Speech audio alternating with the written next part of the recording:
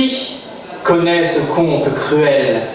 Car conter laid et cru, que l'on entend parfois au détour d'une rue, comme une lugubre ritournelle. Elle décrit la mort de la méchante Michu, navrée des suites d'une banale querelle, ce qu'elle fut au moins au début. Coupons court à tous les baratins. Tout est la faute de ce fiefé criminel, de ce maudit, de ce fichu petit lapin. L'animal n'ayant pas été baptisé de manière formelle, nommons-le à la volée Séraphin. Ce chapardeur à pelage se plaisait à piller le potager de la dame âgée.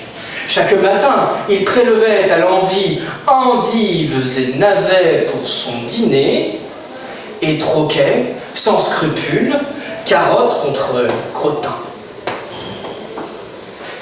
Les rapines répétées de cette vermine agacèrent la grosse aigrie. Pas prodigue de ses légumes, mère des radines, qui à dessein faisait festin du moindre radis. Elle posa un piège supposé coupé court à l'appétit rapace du lapin, un collet caché quelque part dans le jardin sur le passage de son parcours.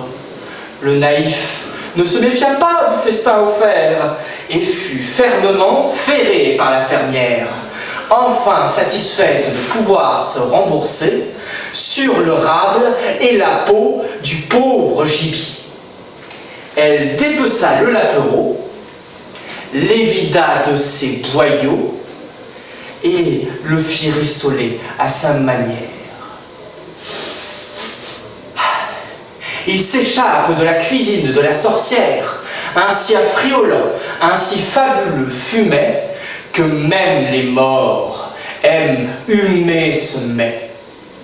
Un revenant s'invite justement pour partager avec son assassin son sinistre souper.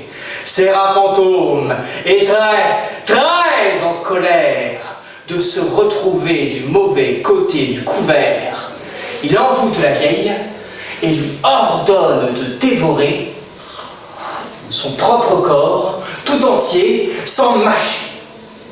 Michu la moche s'effondre sur un os et meurt stupidement sans susciter un seul sanglot.